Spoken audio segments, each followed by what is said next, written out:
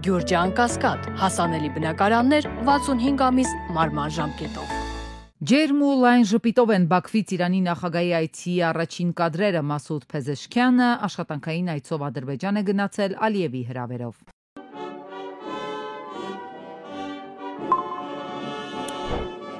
Հետո ադրբեջանական լրատվամիջոցները գրում են ստորագրվել են փաստաթղթեր երկու երկրների արտաքին գործերի նախարարությունների մինչև 25-ից 27 թվականների քաղաքական խորհրդակցությունների ծրագրի փոխըմբռնման հուշագիր, 25-ից 26 թվականներին տրանսպորտային ոլորտում համապարփակ գործակցության վերաբերյալ, ելի մի քանի փաստաթղթեր մշակութային ու ԶԼՄ-ների ոլորտային գործակցության մասին։ Նաև լրագրողների հետ են հանդիպել Իրանի ու Ադրբեջանի նախագահները։ Միասին մենք կարող ենք խաղաղություն ու անվտանգություն հաստատել տարածաշրջանում եւ լուծել մեր խնդիրները, ասել է Իրանի նախագահը ձևակերպել Ղարաբաղը Ադրբեջանի անքակտելի մասն է, շարունակել, թե Ադրբեջանի եւ Իրանի միջև կապերի զարգացումը մեծ նշանակություն ունի։ Երկու կողմից էլ մենք հարազատներ ենք։ Փոխայցելությունները նպաստում են կապերի ամրապնդմանը։ Այդ պատճառով մենք պետք է ճանապարհներ բացենք փոխադարձ ուղևորությունները հեշտացնելու համար։ Մենք կարող ենք օգնել միմյանց եւ երկու երկրների ժողովուրդների համար ստեղծել հանգիստ եւ բարեկեցիկ կյանք։ Հյուսիս-հարավ տրանսպորտային միջանցքի մասին է խոսել նախագահ Ալիևը, նշել, թե այն մեծ օգուտներ կբերի մասնակից կողմերին՝ Ադրբեջանին, Իրանին ու Ռուսաստանին։ Այսօր իհարկե մենք քննարկեցինք եռակողմ համագործակցության նախագծեր, դրանց թվում բնականաբար հյուսիս-հարավ տրանսպորտային միջանցքը հատուկ տեղ է զբաղեցնում։ Ճանապարհ բացելու մասին Փեզեշքյանը խոսել էր ադրբեջանական ASTV-ին տված հարցազրույցում նշել, թե կողմերից յուրաքանչյուրը պետք է գոհանա իր սահմաններով եւ աչք չունենա մյուսի տարածքի կամ հողի վրա, թերևս նկատի ունենալով միջանցքի մասին ադրբեջանական պատկերացումներն ու ձգտումները։ Կոնֆլիկտը սկսվում է այն ժամանակ, երբ կողմերից մեկը փորձում է իր վերահսկողության տակ առնել մյուսների տարածքները կամ սահմանները։ Հետևաբար այն, ինչին մենք միշտ օժանդակել ենք եւ հավատացած ենք, որ պետք է շարժվենք այդ ուղղությամբ, հարգանքն է պետությունների իրավունքների, շահերի եւ տարածքային ամբողջականության նկատմամբ։ Այս սկզբունքը պետք է հարգվի։ Հետո Փեզեշքյանը նշել էր, որ երկու երկրների միջև երկաթուղային ճանապարհի իրագործումը բանակցությունների օրակարգում է, ավելացնելով, որ նման նախագծերը նպաստում են առևտրային եւ տնտեսական կապերի ամրապնդմանը, Զանգեզուրի միջանցքին այլընտրանք համարվող ճանապարհն էլ, որ Թեհրանը Բաքվին առաջարկել է, արդեն կառուցման փուլում է։ Այս խնդրի լուծմանն օժանդակելու համար մենք այժմ աշխատում ենք պատրաստել Իրանի ճանապարհը, որպեսզի Ադրբեջանի մեր սիրելի եղբայրներն ու քույրերը կարողանան Իրանի տարածքով հասնել Նախիջևան։ Այդ ուղղությամբ ճանապարհաշինական եւ երկաթուղային աշխատանքները ընթանում են արագ տեմպերով։ Դիվանագիտական մեղմ ակնարկներով եւ նաեւ կոնկրետ ձևակերպումով Բաքու գնաց Իրանի նախագահը, ըստ էության թունդ ընդգծելով դիրքորոշումները, միևնույն ժամանակ հավանաբար կարևոր ուղերձները Իլհամ Ալիևին հասցնելով։ Ադրբեջանական զինված ուժերը Նախիջևանում հրամանատարաշտաբային զորավարժություններ են անցկացրել։ Ադրբեջանի պաշտպանության նախարարությունը հայտնել է, որ իրական մարտի պայմաններին համապատասխան անցկացված զորավարժությունների ընթացքում ստորաբաժանումները ճշգրիտ կրակով ոչնչացրել են պայմանական հակառակորդի թիրախները։ Աշխարհի երկրների առաջին, երկրորդ դեմքերը շարունակում են հերթով ողջունել հայ-ադրբեջանական խաղաղության պայմանագիրը։ Տարածաշրջանային երկրների ներկայացուցիչներն էլ պարբերական այցերի ու շփումների մեջ են։ Բոլորը հույս ունեն, որ մոտ ապագայում խաղաղության պայմանագիր կստորագրվի։ Բայց ինչ ունենք իրականում հույսերից բացի խաղաղության պայմանագրի տեքստի համաձայնեցման մասին հայտարարությունից հետո միայն ադրբեջանական նախապայմաններն են հնչել։ Ուր են հասել ի վերջո եւ ինչ փուլում են բանակցությունները։ Փակուղի է, քաղաքագետն ասում է, եթե Հայաստանը համաձայնում է ադրբեջանական նախապայմաններին, ապա ըստ էության փակուղի չէ, բայց այդ process-ը Հայաստանի ձախողումն է, ոչ թե ֆորմալ երկխոսություն։ Փաստաթուղթ ուղարկելն ու ստանալն էլ որպես բանակցության ձև արդեն անլուրջ է, շարունակում է փորձագետը։ Բանակցությունը ենթադրում է փոխադարձություն, հավասարություն, ինչը պարզից էլ պարզ է, հայ-ադրբեջանական հարաբերություններում չկա։ Ադրբեջանական նախապայմանները կատարելու կամ չկատարելու պարզաբանումներին զուգահեռ Հայաստանը այդ փաստաթղթում կենսական կարևորության հարցեր չի ներառել, դրանք որպես պայման չի գեներացրել։ Օրինակ, խաղաղության պայմանագրի ստորագրումը նշանակում է Հայաստանի միջազգայինորեն ճանաչված 240 կիլոմետր տարածքից պետք է դուրս գա Ադրբեջանի այդ տարածքի։ Այդ հարցը չի դեռ մի շարք պահանջներ Հայաստանը պետք է ներկայացներ, որից հետո մենք կտեսնենք, որ Հայաստանը բանակցում է։ Ի՞նչն է բանակցում, որ ոչ մի իր շահերին համապատասխանող բան այդ փաստաթղթում չկա։ Խաղաղության պայմանագրի համաձայնեցված տեքստում ըստ հանրային խոսքի եւ հրապարակումների չկան մի շարք կարևոր հարցեր, որոնք կարող են վճռորոշ լինել հարաբերությունների կարգավորման համար։ Քաղաքագետը հիշեցնում է նաեւ Զանգեզուրի միջանցք կոչվածի հարցը։ Հաղորդակցությունների ապաշրջափակումը թեև փաստաթղթից դուրս է, բայց դարձյալ քննարկման սեղանին է։ Մյուս կողմից ադրբեջանական հանցագործությունների ու ատելության տարածումը կանխող գործողություն չկա։ Եթե ստորագրվեց Հայաստանի համար ոչ մի լավ բան այդ փաստաթղթը չի նշանակում։ Եթե չստորագրվեց, դարձյալ, եթե մեր կառավարությունը չի պահանջում Ադրբեջանից այս քայլերը կատարել, Հայաստանը միայն տուժում է։ Ադրբեջանի պարագայում իր շահերը Թուրքիայի եւ մի շարք այլ պետությունների օժանդակությամբ պինդ դրել է։ Իսկ մեր պարագայում Հայաստանը դրված է սեղանի վրա բանակցությունների, քննարկում են, էլ ինչը Հայաստանից փոք ենք տանք Ադրբեջանին, այսքանը տանք, այսքանը չտանք, խոսքը վերաբերում է Միացյալ Նահանգներին, Ռուսաստանին, Եվրոպային, Չինաստանին։ Սահմանադրության փոփոխություն եւ Մինսկի խմբի լուծարում։ Սա է պահանջում Ալիևը։ Մեկը Հայաստանը ձեռնարկել է համարելով իր ներքին գործը, մյուսը դարձյալ պատրաստ է անել, բայց այսքանով հանդերձ անգամ դեռ չի մոտենում խաղաղության կնքումը։ Չգիտենք ինչ նոր նախապայմաններ առաջ կբերի Բաքուն։ Ամեն դեպքում հայկական դիմադրություն չի տեսնում փորձագետը, ինչից էլ ենթադրելի է փաստաթղթի թե ստորագրումը, թե չստորագրումը առնվազն չեն սպասարկում հայկական շահը։ Եվ հարց է առաջանում, լավ է թե վատ, որ այդպես էլ առաջ չեն գնում խաղաղության հաստատման փորձերը։ Ադրբեջանի հետ պետք է խոսել միայն պատժի լեզվով։ Ամերիկյան կոնգրեսն է քննության առել մարդու իրավունքների իրավիճակը Ադրբեջանում COP29-ից հետո։ Բանախոսները փաստեր են դրել կոնգրեսի սեղանին ներկայացրել Ադրբեջանի հանցագործությունները Արցախի ժողովրդի նկատմամբ, բռնություն ու էթնիկ զտում, նաև դաժան վերաբերմունք Բաքվում պահվող հայերի նկատմամբ։ Բոլոր մասնակիցներն են կոչ արել Ամերիկայի վարչակազմին եւ կոնգրեսին պատժամիջոցներ կիրառել Ադրբեջանի պաշտոնյաների նկատմամբ։ Respectfully urge the US Congress Կոչ եմ անում ԱՄՆ կոնգրեսին թիրախավորված պատժամիջոցներ կիրառել այդ զանգվածային դաժանությունների համար պատասխանատու բոլոր անհատների եւ Ադրբեջանի պաշտոնյաների դեմ։ Բեգլարյանն այստեղ առաջարկել է դադարեցնել Ադրբեջանին ցանկացած տեսակի ռազմական օգնության տրամադրումը, Ադրբեջանին հատկացվող ցանկացած տեսակի ԱՄՆ օգնություն պայմանավորել մարդու իրավունքների չափելի բարելավումներով, ներառյալ հայ պատանդների ազատ արձակումով։ Ռուբեն Վարդանյանի միջազգային փաստաբան Ջարեդ Գենսերն էլ նկատել է, որ բռնապետերը երբեք իրենց հոժար կամքով գերիների ազատ չեն արձակի, ուստի կարևորել է թե Ամերիկայի նոր վարչակազմի, թե կոնգրեսի, թե ժողովրդավարության ու մարդու իրավունքների պաշտպանության հարցերի մտահոգ բոլոր կազմակերպությունների համատեղ ջանքերը Ալիևի ռեժիմին հստակ ցույց տալու, որ կլինեն իրական ու լուրջ հետևանքներ։ Ալիևը շրջել է ճշմարտությունը ոչ միայն Ռուբեն Վարդանյանին բանտարկելու, այլ նաև մի ամբողջ ժողովրդի էթնիկ զտումը արդարացնելու համար։ Մեր բոլորի պարտքն է կանգնել անարդար կալանավորվածների կողքին եւ պատասխանատվության ենթարկել Ալիևին թե ուղակի, թե ժողովրդավարական հասարակությունում արկա բոլոր այլ միջոցներով։ Գենսերը պատմում է, թե Ռուբեն Վարդանյանը փոխանցել է, որ ինքը զբաղվի ոչ միայն իր, այլև մյուս քաղբանտարկյալների պաշտպանությամբ։ Փաստաբանը մանրամասն պատմել է, թե ինչ է կատարվում ավտորիտար երկրի բանտերում, խոսելով իր պաշտպանյալի մասին, Գենսերը ձևակերպել է նրա իրական հանցանքն այն է, որ փորձել է պաշտպանել Լեռնային Ղարաբաղի հայ քրիստոնյաների արժանապատվությունը եւ ինքնորոշման իրավունքը։ As just one example, Ruben co-founded and served Մեկ օրինակ բերեմ, Ռուբեն Վարդանյանը համահիմնադրել է Ավրորա մարդասիրական նախաձեռնությունը, մի անկախ հասարակական կազմակերպություն, որն օգնում է կարիքավոր մարդկանց ամբողջ աշխարհում։ Սակայն Ադրբեջանը պնդել է, որ այս կազմակերպությունը, որն անկախ աուդիտի է ենթարկվում, եղել է Ռուբենի կողմից ահաբեկչությունը ֆինանսավորելու միջոց։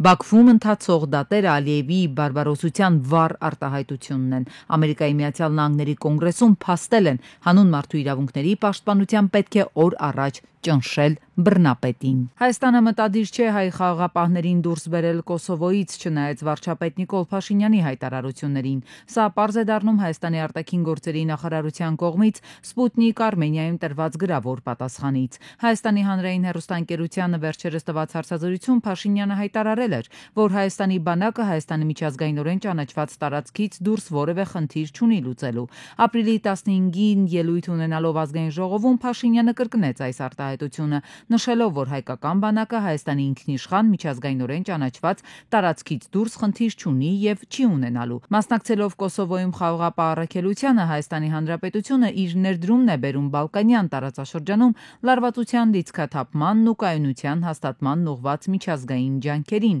հայտնել են արտաքին գործերի նախարարությունից։ Զախարովան բացահայտում է, թե ինչպես է հայտնվել «Ռոսիա ռուլիտ» գրությունը Ռուսաստանի Դաշնության արտգործնախարարի մեքենայի վրա։ Ինչպես նշում է Մարիա Զախարովան, դա պարզապես գոլեգաների հումորային նախաձեռնությունն է։ Բացեմ գաղտնիքը, դա ոչ թե մտածված PR քայլ էր կամ ցանկություն առանձնանալու, այլ մեր գործընկերների ստեղծագործությունը, որոնք իրականում ղեկին էին։ Ու այդպես որոշեցին նշել, որ ըստ էության մեքենայի ղեկին մերոնք են, բայց կարծում եմ գեղեցիկ է ստացվել, ասել է Զախարովան։ ԱՄՆ նախագահ Թրամփը հարցազրույցում ասել է, որ իր շնորհիվ Ռուսաստանի Դաշնության նախագահ Վլադիմիր Պուտինը պատրաստ է դադարեցնել մարտերը Ուկրաինայում։ Նրա պնդմամբ Ռուսաստանի եւ Ուկրաինայի միջև հակամարտությունը սկսվել է Ջո Բայդենի նախագահության պատճառով։ Միևնույն ժամանակ Թրամփը չի բացառել, որ խաղաղության կնքման հարցում Պուտինը կարող է, այսպես ասած, մի փոքր խաղալ իր հետ։ Նա կարող է մի փոքր խառնել իր գլուխը, բայց կարծում եմ նա ցանկանում է դադարեցնել պատերազմը։ Եթե ես չլինեի, կարծում եմ նա կցանկանար տիրել ամբողջ երկիրը։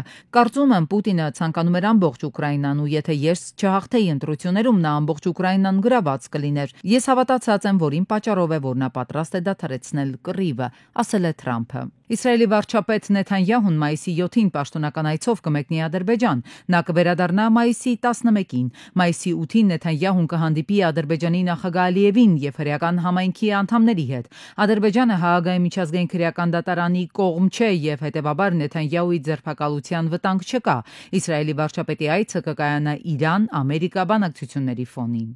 Շուրջ 600 հյուսիսկորեացի զինվոր զոհվել է Ռուսաստանի կողմից Ուկրաինայի դեմ կռվելիս, ասել է Հարավային Կորեայի օրենսդիր մարմնի անդամ Լի Սեոնգ Քվոնն ազգային հետախուզական ծառայության կողմից ճեպազրույցից հետո։ Նա հավելել է, որ Հյուսիսային Կորեան Կուրսկում կորցրել է 4700 զինծառայող, այդ թվում շուրջ 600-ը զոհված։ Նա ասել է, որ այս տարվա սկզբից մոտ 2000 զինվոր, որոնք ներկայումս մեկուսացված են Փհենյանում, վերադարձվել են Հյուսիսային Կորեա։ Խորհրդարանական ընտրություններում լիբերալների տարած հաղթանակից հետո կանադայի վարչապետ Մարկ Քարնին հայտարարել է, որ պատրաստ է հաղթել նախագահ Թրամփի սկսած առևտրային պատերազմում։ Այս հարցում նրան զորակցություն են հայտնել Չինաստանն ու Եվրամիությունը, որոնք շնորհավորական ուղերձում ընդգծել են ազատ եւ արդար առևտուրը պաշտպանելու համար Կանադայի հետ հարաբերությունները բարելավելու պատրաստակամության մասին։ Թրամփը փորձում է մեզ կոտրել, որպեսզի Ամերիկան կարողանա Կանադան վերցնել իր տիրապետության տակ, բայց դա երբեք տեղի չի ունենա, ասել է Քարնին։ Ապրիլի 28-ին Թբիլիսիում մեկնարկել են ՆԱՏՕ-ի բազմազգ զորավարժությունները, որին մասնակցում են նաև սպաներ Հայաստանից։ Այս մասին հայտնել է Վրաստանի հանրային հեռուստաընկերությունը, վկայակոչելով երկրի պաշտպանության նախարարության հաղորդագրությունը։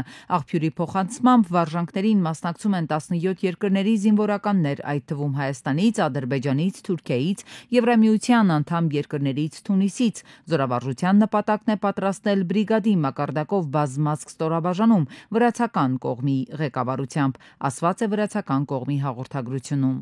Ուկրաինայի 4-րդ նախագահ Վիկտոր Յանուկովիչը Ուկրաինայում դատապարտվել է 15 տարվա ազատազրկման դասալուկություն հրահրելու եւ պետական սահմանով ապօրինի փոխադրումներ կազմակերպելու համար։ Դատախազները դատարանում ապացուցել են, որ 2014-ի փետրվարի 23-ին Ուկրաինայի նախկին նախագահը Ռուսաստանի Դաշնության ներկայացուցիչների հետ օդային ճանապարհով ապօրինի հատել է Ուկրաինայի պետական սահմանը եւ կազմակերպել իր մերձավոր շրջապատից եւ զինվորական անձնակազմի առնվազն 20 հոգու տեղափոխությունը։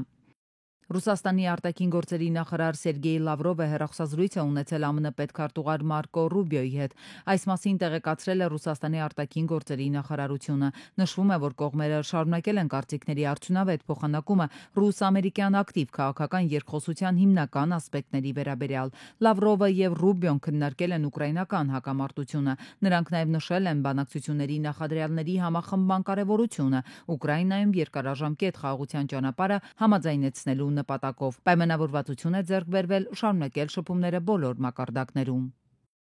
Ռուսաստանի Դաշնության Վլադիմիրի մարզում 55 ուղևոր տեղափոխող ավտոբուսը շրջվել է, ինչի հետևանքով ուղևորներից 35-ը վիրավորվել են։ Մեքենայի մեջ եղել է նաև մեկ երեխա, 13 մարդ հոսպիտալացվել է։ Ըստ նախնական վարկածի վթարի պատճառը վարորդի քննելն էր եղել, հարուցվել է քրեական գործ։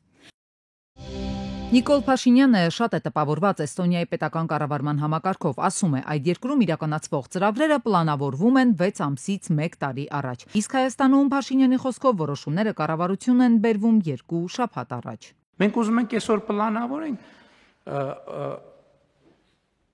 6 ամսվա պլան, այսօր ընդունում ենք, որ 6 ամսից պետքա իրականացնենք եւ տանում ենք կառավարությանը համանքին ասում ենք դե շուտ արեք 3 օրում 4 օրում տեն չի լինելու ընթացակարգ կա այսինքն որպեսզի մենք ժամանակին անենք դա պետքա պլանավորվի ոչ թե մի շաբաթ առաջ այլ պետքա պլանավորվի 2 տարի առաջ։ Փաշինյանն այս կառավարության նիստում էլ դժգոհություն հայտնեց գործադիրի աշխատանքից, նրան դուր չի գալիս կառավարության անդամների նախագծերի, ծրագրերի իրականացման ուղղությամբ տարվող աշխատանքների տեմպը։ Փաշինյանին ավելի շատ նյարդայնացնում են կառավարության անդամների այս կամ այն որոշումը հետաձգելու առաջարկները։ Եթե հետաձգելու աշխարհի առաջնությունը լինի, մեր կառավարությունը կբռնի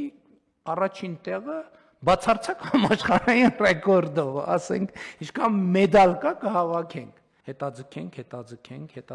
երևի հետաձգենք, ճիշտ է հետաձգելն է, երևի հետաձգենք, թողենք բանը ու գալիս է ցիկլը, տոները անցնեն, մայիսը անցնի, ամառը անցնի, սփխեչը անցնի, զատիկը անցնի, Սուրբ Ծնունդը անցնի, Նոր տարին անցնի, պրոբլեմն է, որ եւ սփխեչը, եւ զատիկը, եւ նույնիսկ Նոր տարին ամեն տարի կա։ Ամեն տարի հասկանում եք ու հետեւաբար ընդ որում տարին ամեն սեզոնին մենք ունենք նենց մի հատ հետաձգելու բան։ Հարգելի գործընկերներ, ես ասում եմ, չի հետաձգվելու ոչ մի բան, չի հետաձգվելու։ Բացարձակապես այս պահին ինչ ուժի մեջ է ոչ մի բան, այլևս ոչ մի հետաձգում։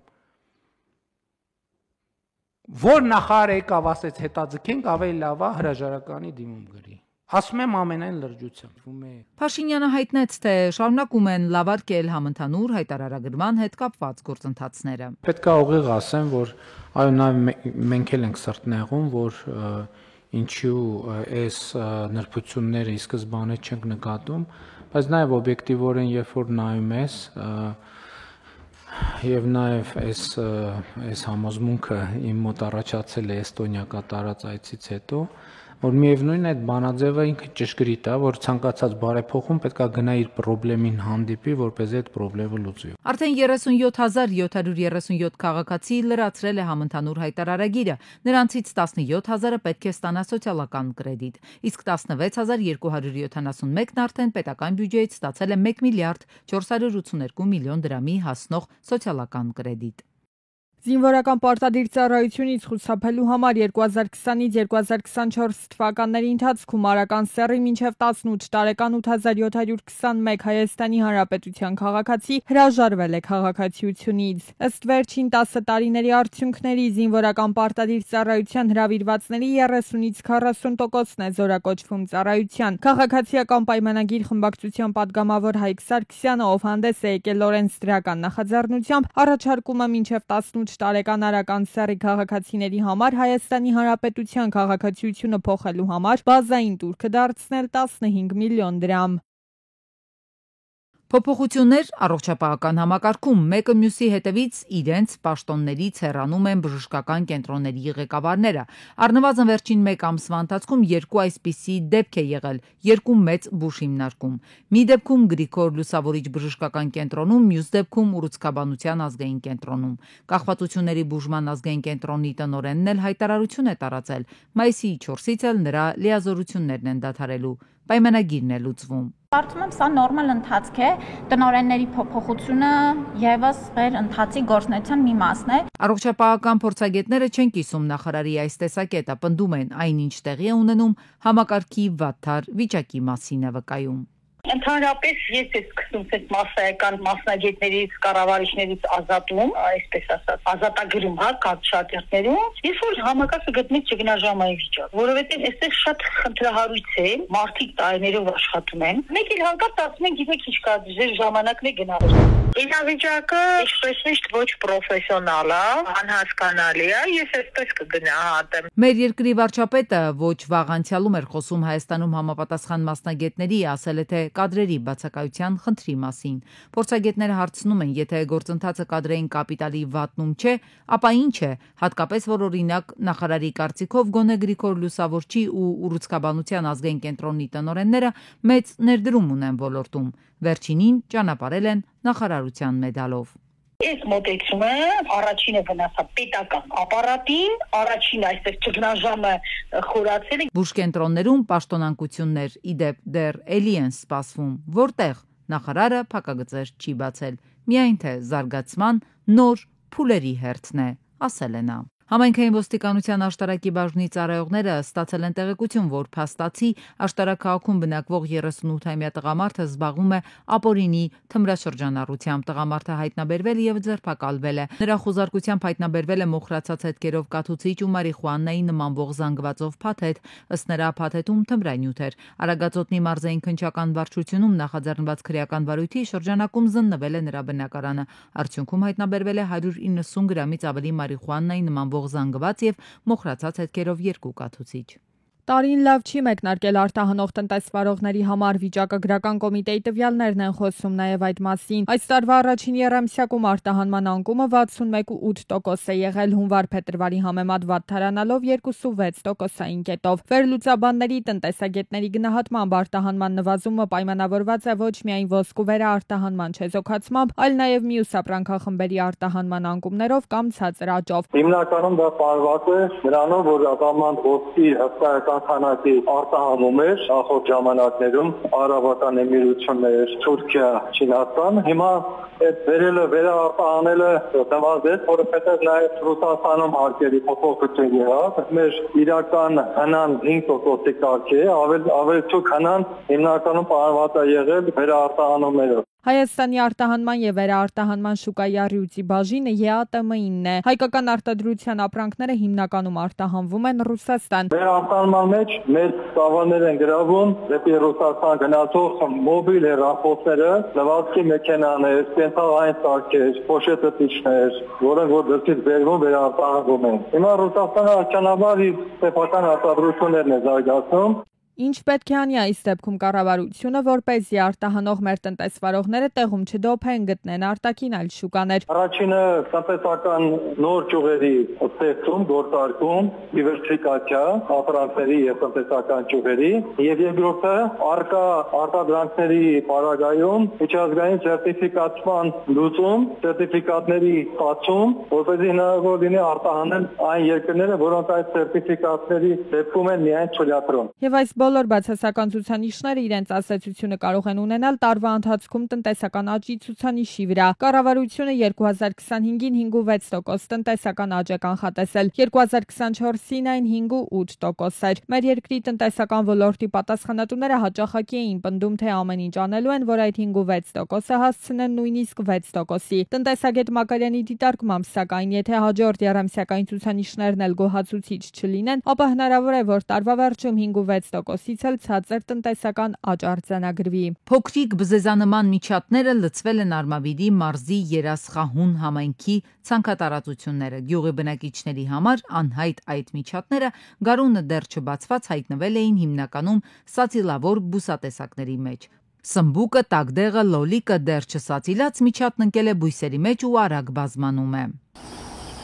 Հույսն է ուտում, դաժե սացիլը մինչև դաշտ սացիլելը ինքը սացիլները թաղածները ուտում է տերևներով, բանով, պան, բադրջան, պամիդոր, բիբար, ինչ որ սացիլ կա, որ ժողովուրդը պիտի դնի, դե մարգերի մեջ ցանում են, հետո հանում տեղափոխում են դաշտ։ Ոնց որ այդ դաժե սացիլն են, կանանչիներ կա, որ կանանչին է ուտում։ Շագանակագույն միջատներն ամբողջությամբ ոչնչացնում են նաև ճանապարհին հանդիպած մոլախոտերը, մտնում են մարդկանց տները։ Մենք Ակադեմիա թաղամաս ունենք այդ 25 փողոցի վրա, 8-րդ փողոց 25 հանրակացարանը, դա մի քանի տասնյակ հեկտար մշակում են, հիմնականը տեղա։ Գյուղացի տարեցները նախկինում երբեք չեն տեսել նմանատիպ միջատներին, դրանք սկզբից թրթուր էին, սողում են դաշտերը, թևեր առնում ու տարածվում նաև հարևան համայնքների ցանքատարածություններ։ Դե կոնկրետ հենց բիսերի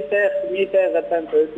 տեղի եմիշի խաղաների են վնասվել, որ բնակիչները դժգոհում էին, բայց հիմնականում ինքը այն մոլախոտերի բանի ոչ տիտանի բույսերի վրա է ավելի։ Մարզպետարանից աշխատակիցներ են եկել համայնք միջատներին լաբորատոր փորձաքննության կենթարկեն պարզելու նրանց տեսակը, նաև թե ինչ բացասական ազդեցություն կարող են ունենալ այս միջատները շրջակա միջավայրի վրա, ըստ այդմ էլ կորոշեն պայքարի միջոցառումները, եթե վնասատու չլինեն, հնարավոր է համապատասխան միջոցառումներ չձեռնարկվեն։